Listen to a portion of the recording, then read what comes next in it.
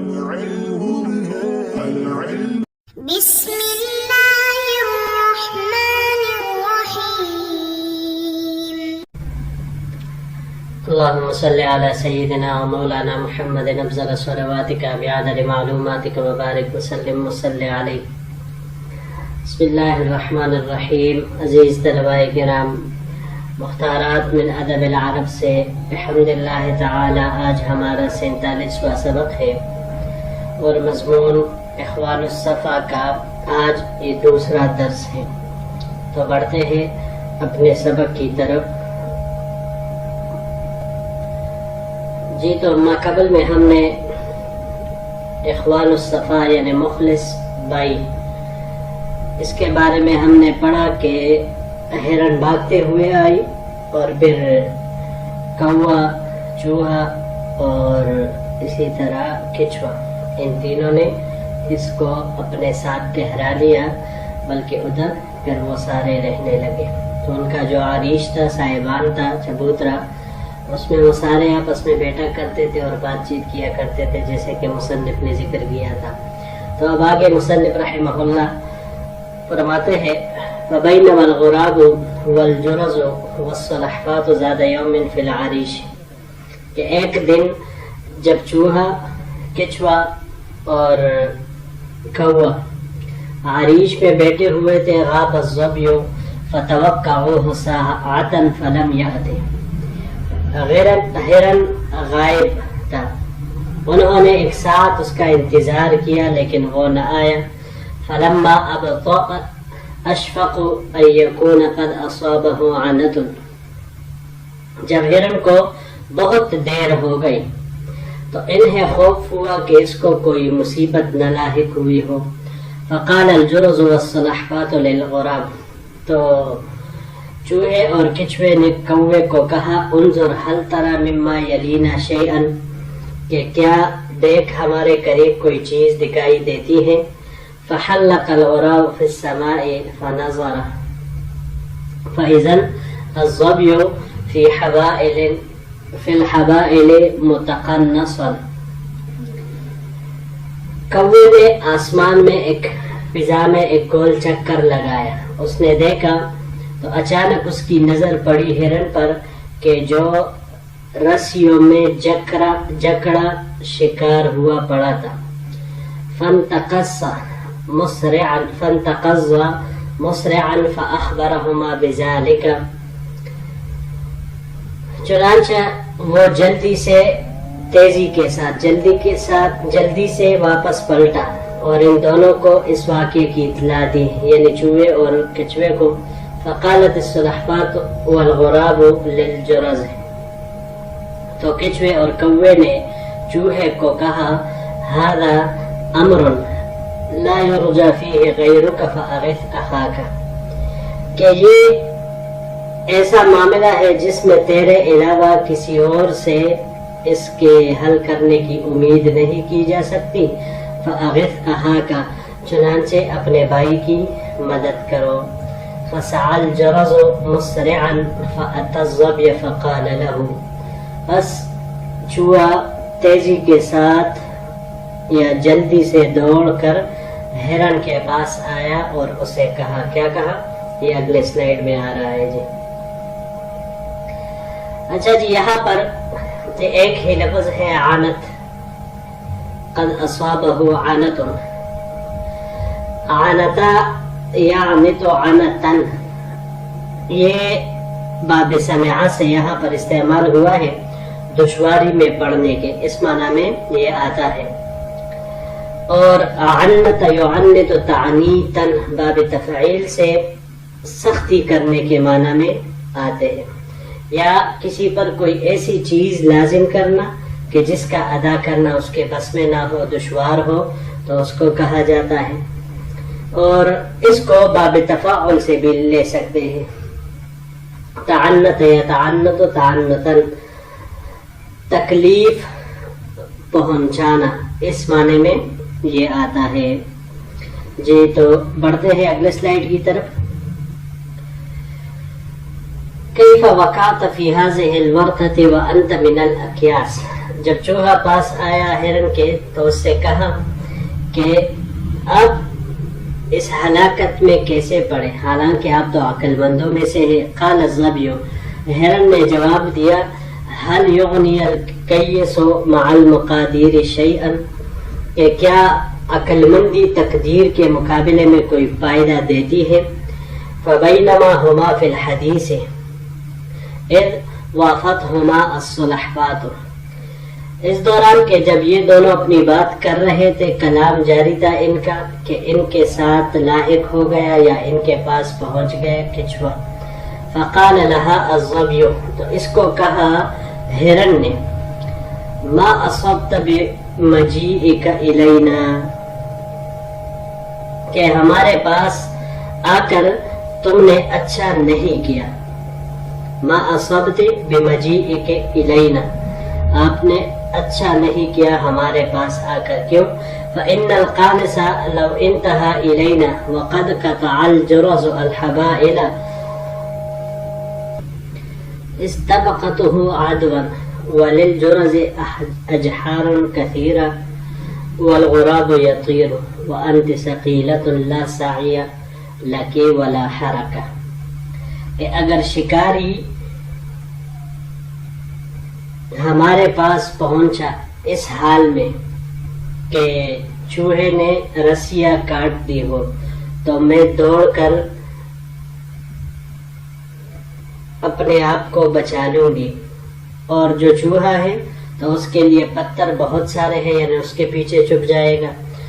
والغراب یطیر، کوا تو اڑ سکتا ہے تو اس کے پکڑنے کا بھی خطرہ نہیں۔ وانت ثقیلۃ، مگر تو باری ہے، لا سعی لک ولا حرکہ، تو نہ دوڑ سکتی ہے اور نہ تیزی کے ساتھ حرکت کر سکتی ہو۔ تو وَأَخَافُ عَلَيْكِ الْقَانِص، تو مجھے ڈر ہے تمہارے اوپر شکاری کے پکڑنے کا۔ قالت، کچھوے نے کہا، لا عیش مع فراق الأحبة وإذا فارق الألیف ألیفہ، کہ دوستوں کی جدائی میں کوئی زندگی نہیں ہے۔ لا عیش مع فراق الأحبة، دوستوں کی جدائی میں کوئی زندگی نہیں ہے۔ وَإِذَا فَارَقَ الْأَلِيفُ أَلِيفَهُ، اور جب محبوب سے جدا ہو جائے۔ فقط یہ اگلے سلائیڈ کے ساتھ پھر جڑ رہا ہے، تو اس کو انشاءاللہ وہاں پر یہ جملہ پورا کریں گے۔ جی یہاں پر بھی یہ ایک لفظ ہے الورطہ۔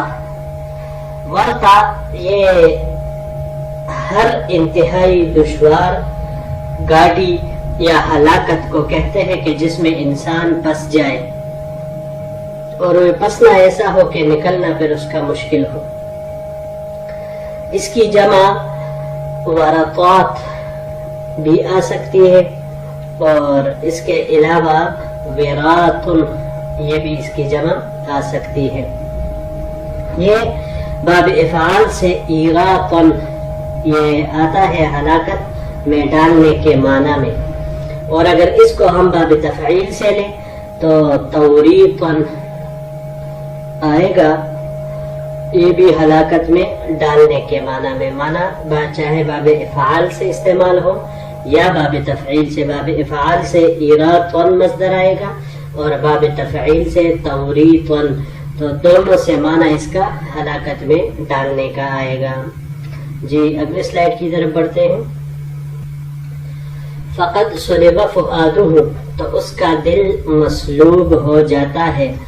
وحرم سرورہ، اور اس کی خوشی حرام ہو جاتی ہے۔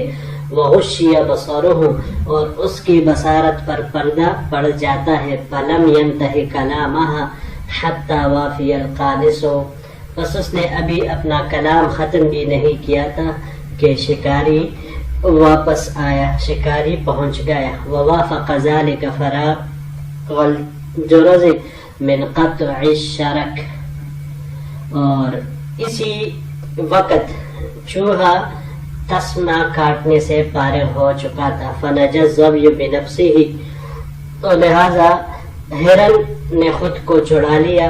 وطار الغراب محلقا، کوا گول دائرے میں چکر لگاتے ہوئے اڑ گیا۔ ودخل الجرز لبعض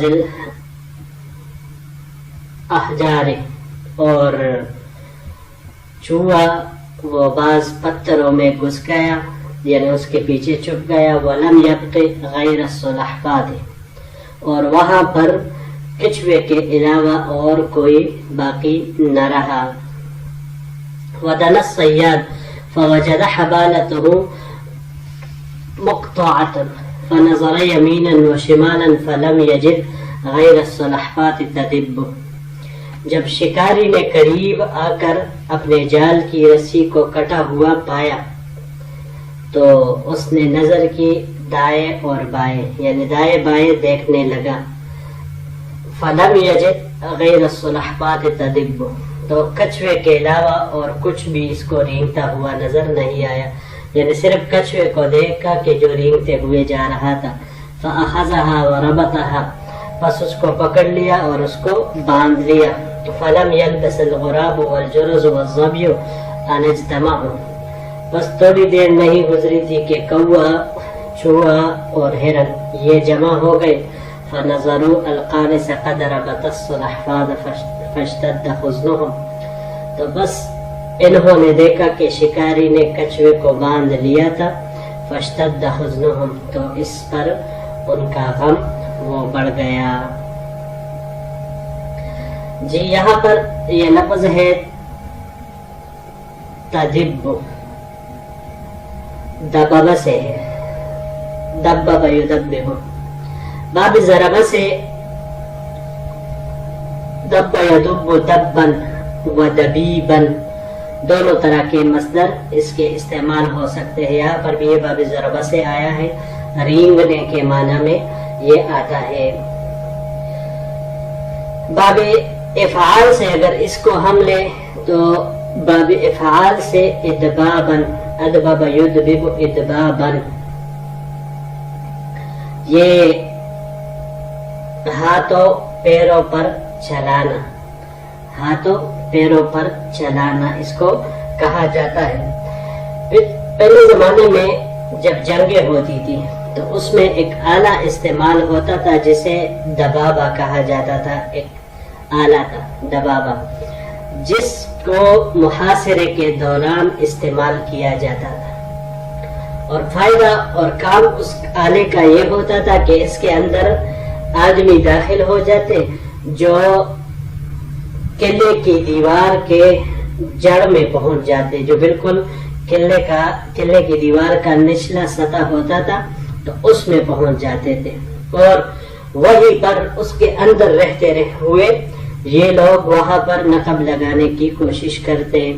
تو مطلب کیونکہ اوپر دیواروں پر وہ دشمن ہوتے تھے تو تیر بھی برسا رہے ہوتے تھے، اور گرم ابلتا ہوا یہ تیل وغیرہ بھی وہ ڈالتے تھے، آگ بھی پھینکتے تھے. تو ان چیزوں سے حفاظت کے لیے انہوں نے یہ آلہ بنایا تھا کہ اس میں رہ کر وہ دیوار کے اندر وہ سوراخ کرنے کی کوشش کرتے، نقب لگانے کی کوشش کرتے، تاکہ اس کے اندر محفوظ رہ کر نقب لگا سکے اور کامیابی کے ساتھ دشمن کے قلعے کے اندر گھس کر پورے فوج کے لیے دروازے کو کسی طریقے سے کھول دیا جائے. تو دبابہ اسے کہا جاتا تھا جسے محاصرے کے دوران لشکر والے استعمال کرتے اپنے یہ سپاہیوں کی جانیں بچانے کے لیے، تاکہ کم سے کم جانی نقصان کے ساتھ فائدہ زیادہ سے زیادہ حاصل ہو. اور اگر مختصر الفاظ میں کہے تو اس کا کام آج کل کے ٹینکوں جیسا ہے. جو ٹینک جنگ میں استعمال ہوتے ہیں تو اس میں بھی اندر آدمی بیٹھے ہوتے ہیں، تو اس کے اوپر جتنے بھی فائر ہو اب وہ ان کو کوئی نقصان نہیں پہنچا سکتے، بجائے اس کے کہ کوئی بڑا وہ نہ آئے. تو اس لیے وہ اندر اس میں محفوظ رہتے ہیں، اور اندر رہتے ہوئے وہ دشمن کو کافی جانی نقصان، مالی نقصان پہنچانے کی کوشش کرتے ہیں. تو اسی معنی میں یہ استعمال ہوتا ہے. جی یہی تک ہمارا آج کا سبق تھا. انشاءاللہ العزیز اگر زندگی رہی تو پھر اگلے سبق کے ساتھ آپ کی خدمت میں اگلے درس میں پھر حاضر ہوں گے. السلام علیکم ورحمۃ اللہ وبرکاتہ.